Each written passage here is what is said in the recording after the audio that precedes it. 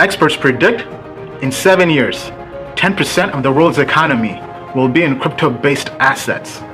TOKENMETRICS uses AI to find invisible patterns in data to help you invest and trade in crypto. We give you AI and access to crypto experts at the best price. So anyway, there's this book, it's a really good book. It's called Darwin Among the Machines. It's one of my favorite books by George Dyson. And this was the history of the U.S. government's, like the military's development of computing. So all the stuff that we have, these little cell phones, like SOCs, these tiny cameras the size of a pinhead, the RAM, all of this was actually developed and subsidized by the military because all the civilian stuff, the satellites, NASA, all that stuff, it's all military. They spent so much money, it's unimaginable, like $100 billion a year every year. They had autonomous vehicles in the 1980s, and it was 40 years between when they developed self-driving cars the first time and got them working, and when we could actually use them in a civilian application. Like they're coming out this year, next year, but they were prototyping this 40 years ago where they had to put a diesel generator that weighed 2,000 kilograms and a mainframe computer on a bus that weighed like 5 tons. They put a mainframe computer on a bus and a camera that cost like $500,000 so that they could try to get this bus not to bump into things. So they were building these self-driving vehicles and robots and things like that a while ago. But the problem is you have to get the computer small enough, cheap enough, low enough power. We have computers today that run on batteries. They don't need like 1-ton diesel generators, right? Yeah. So it's about getting the costs down. So this book is really good because it goes through about like their naval defense systems, and their anti-aircraft defense systems, and their computing systems, and their missile tracking systems, and all of this, the whole internet based, and it came out of the Cold War basically. So what we did with Skywire, and what I'm so excited about is there was Tor, and Tor was supposed to be anonymous, and you're supposed to have a dark web, but everyone who's used Tor knows that it's slow as hell. You're not going to download videos of it. I can't do video conferencing. I click a button, I have to wait 20 minutes. It's not a consumer-ready app. So what we've done is we've essentially built something that is as secure as Tor in terms of the privacy, but faster than the current internet, and that you can earn coins from owning the infrastructure and running it. So we have an incentive, which is you're getting paid to run the nodes. So this is a new Tor, a new darknet, and this took 10 years to build. And this actually started. It was something that started in the 80s. It's been 40 years now since when this started. The research started to when, and this is software-defined networking. So if you're an oil company and you want to, so it's really complicated because if we talk about computer networks, who doesn't need a computer network? Like a farmer needs a computer network for his surveillance cameras. If he's going to have these drones in the field, he needs a network for that too. If your security company, you need it for your customers to see their cameras and see if they're getting robbed and storing surveillance data. If you're a government, you need it to drone strike people and collect all the data from your sensors. If you're a factory, you need it for your robots and your sensors and your supply chain management. If you're a government or military, you need it for tracking objects. So the idea is that we're going to have this convergence, this new type of network, and they sort of call it 5G. But in my opinion, the technology we have isn't there yet. This is something that is going to be dominant in 10 years. And it's just something that's just starting now at the level. It's just a being prototype now by several different companies and groups. And so we're one of the small number of people that there's different approaches, and most of those approaches will fail. If you look, there's always been 40 different ways of doing something, and only one of them works. You get one Microsoft, one Apple, one Google, and then 400 failures. So in my opinion, we have the best approach, and our approach is going to succeed, and the others are going to fail, based upon what I've seen. But we're basically building this next generation network for IoT, and also, so if you have something like a country like Iran and the government is censoring the internet and people are angry and they're cutting off YouTube, what do? You decentralize it, right? Yeah. And you let people build their own local network, let them have their own ISP, let them have their own videos on their own devices instead of using centralized servers. And it's going to be a revolution in government. It's going to be a revolution in healthcare. It's going to be a revolution in our factories. It's going to be a revolution in how we farm. It's going to be a revolution in space communications. It's going to be this technology, this next generation networking technology is going to revolutionize everything from how your surgery. When you have a surgery, you're going to have a robot, and the guy controlling it is going to be on the other side of the earth. And they're going to be, they need telepresence, and they need this data feed, and they need low latency and high reliability. And it's just an extension of video conferencing, but with a much higher degree of required network performance. And so all of the next generation applications, for everything from controlling satellites to doing robotic surgery to controlling bulldozers at a construction site, all of that is going to be on this type of next generation network. And so there's what's called convergence, which is something that's going to happen in our network infrastructure in the next 5 or 10 years. And we're just, we've been developing this for a while, and there's a lot of different things we can do with it. So on one hand, we have Skycoin and we have Skywire, right? Mm-hmm. And the networking protocol has almost nothing to do with blockchain. Blockchain is just a way that people can get paid for running the infrastructure. So we make sure that people run this infrastructure. Then we have a programming language like CX. So if even ignoring the mesh networking stuff, right, ignoring this next generation network, and ignoring the rural broadband projects and the gaming VPN and all the applications that we're going to build out on this platform, ignoring that, just looking at blockchain and our programming language CX, today I can build a decentralized Twitter. I can give you your own blockchain. You can have your own blockchain. Your neighbor can have your own blockchain. The guy down the street can have his own blockchain. Every village in Iran can have their own blockchain, and they can go out and start posting things on it. And it can be replicated peer-to-peer. So we don't need Google anymore. We don't need Twitter anymore. We don't need YouTube anymore. We don't need Facebook anymore. You can own your own data. So this is coming down the pipeline. This is going to happen in the next 10 years. And the governments aren't going to like it. The corporations aren't going to like it. But this is what's going to happen, right? And that technology, the base of that technology is going to be built on Skycoin or something like Skycoin, something identical to what we've already built. And some of this stuff I don't do because it's too politically controversial. I don't want people, neo-Nazis, to rush in and start, and say, "Oh, we gotta kill the Jews and kill the Jews," and come on my platform, and then the New York Times will start attacking us and saying that neo-Nazis are using our platform. I don't want that at this stage. So there's stuff that we could do tomorrow that we've decided we're going to wait on because it's not time. But when it's time, we're going to, we're ready to pull the trigger on that. And people. What have you got coming up? Not the secret project, but what have you got coming up? What changes are happening with Skycoin that you want to let us know about?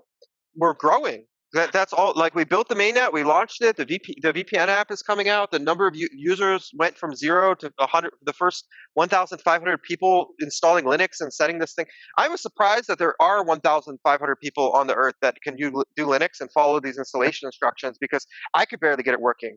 So we're just trying to improve the usability and get it to someone who isn't a Linux computer genius who can. We had a guy here that built his own Linux distribution to get this working. So some of these people, they're better at Linux than I am, and right. And I don't know Linux at all. I just want a simple click. That's what I want, a simple GUI, right? Now, something I've noticed, and I didn't mention this before we started recording, but it's relevant to something you mentioned before that, is I used to see loads and loads of tweets from Skycoin across my Twitter, and now I'm not getting them. So let's talk a little bit about social media and Skycoin out there in the world. One thing is that Twitter has been censoring and hiding a lot of things with the crypto, because they actually got raided. There's a bunch of stuff. It's not in the media, and if you know employees at Twitter, sort of what's going on. But basically, Twitter got raided by the FBI, and they threatened them, and they said that they were allowing the promotion of unregistered financial products. Right. So Twitter a while ago cut off 90% of the crypto traffic, and we're actually being censored. They're coming after us crypto projects because they want to control everything. They want to control the media. They want to control the money. They don't want, but they're losing control at the same time. So that's one factor. Another factor is for the last year we've just been heads down doing development. Like, we've been working on the hardware wallet and working on adding Bitcoin and Ethereum to our hardware wallet. We've been building out our mainnet, our network infrastructure. We've been doing PCB boards. We're releasing the SkyMiner 2. We built our own SoC so that we could reduce the cost of the SkyMiner. So we have our own CPU boards and our own operating system distribution that has everything installed, and it's locked down, hardcore security for dealing with crypto and dealing with money and things like that. So we've actually just been heads down for the last year. We haven't really been doing any marketing, and we've been waiting for the cycle, this bear cycle, where everything's, I call it, the last 2 years was crypto winter. All the crypto companies fired all their employees. They shut down, and we didn't fire anyone. We just put our heads down. We toned down the marketing, and we just started doing software development, and building products and getting ready for the market reversal for when we hit the bottom and it starts going up again. And what are you going to do about marketing, given that you're rolling out Skywire? I think that it's complicated.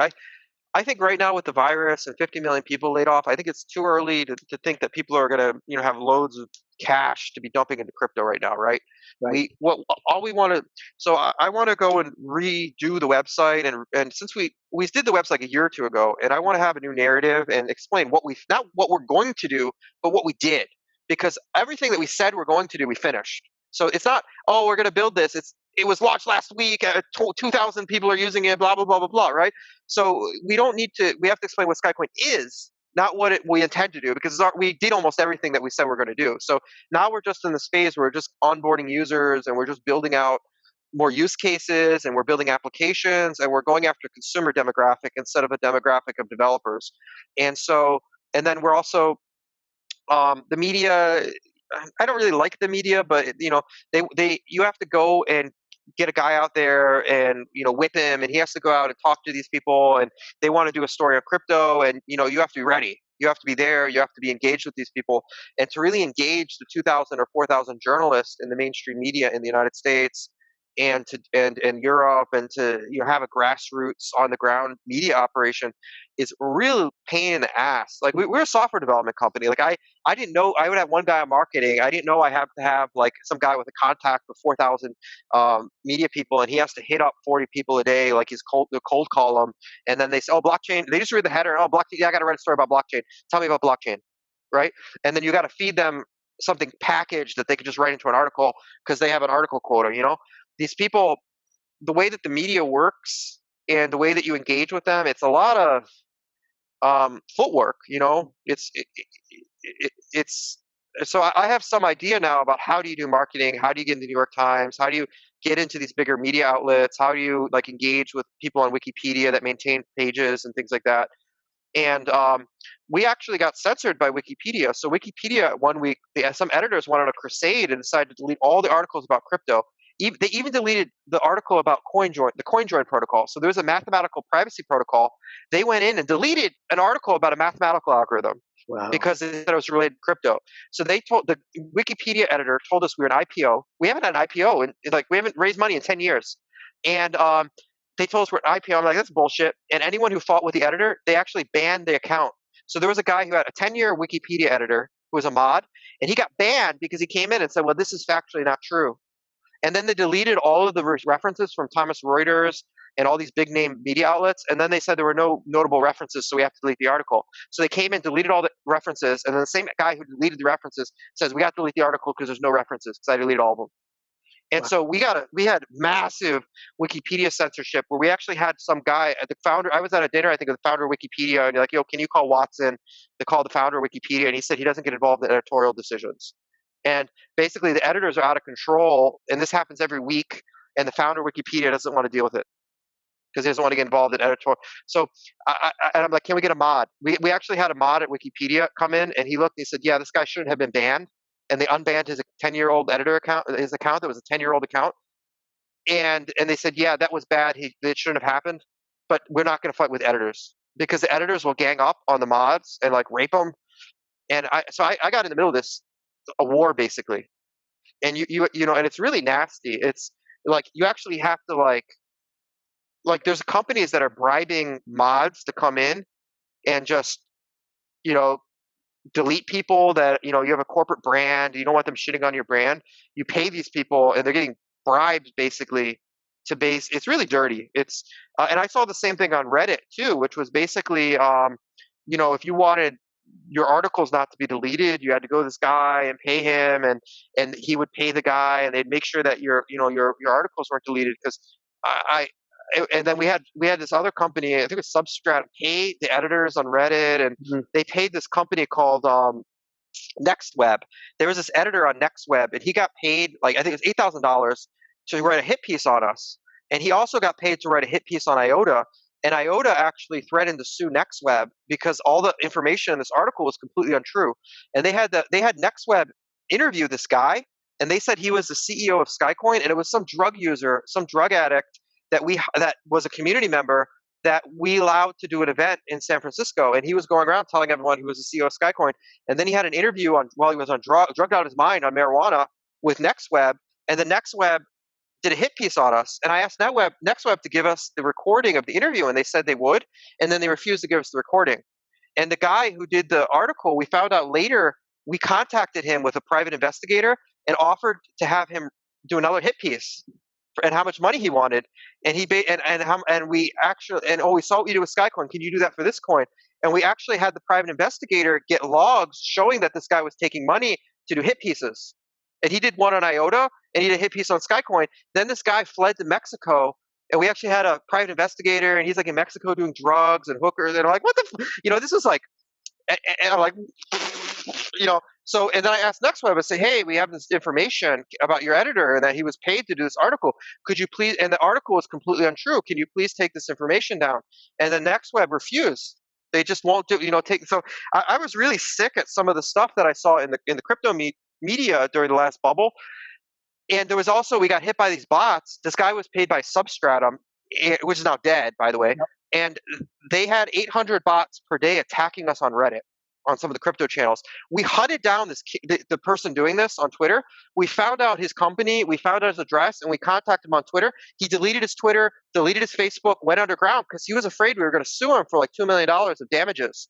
So this kid, as soon as we caught him and we doxed him and published his name and address, he just disappeared off the face of the earth and the bot stopped. But we found this social media management company that was selling botnet services to basically it was like, so when you say marketing online today, marketing, bots for sale. Okay. I got it.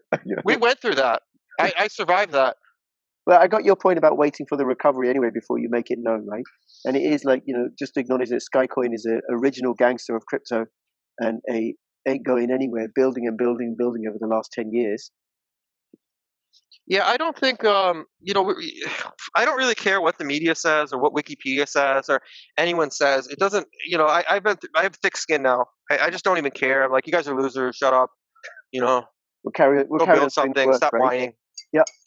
So, Synth, moving on. Do you want to talk about the secret project now, or shall we do that later? But let's talk about coronavirus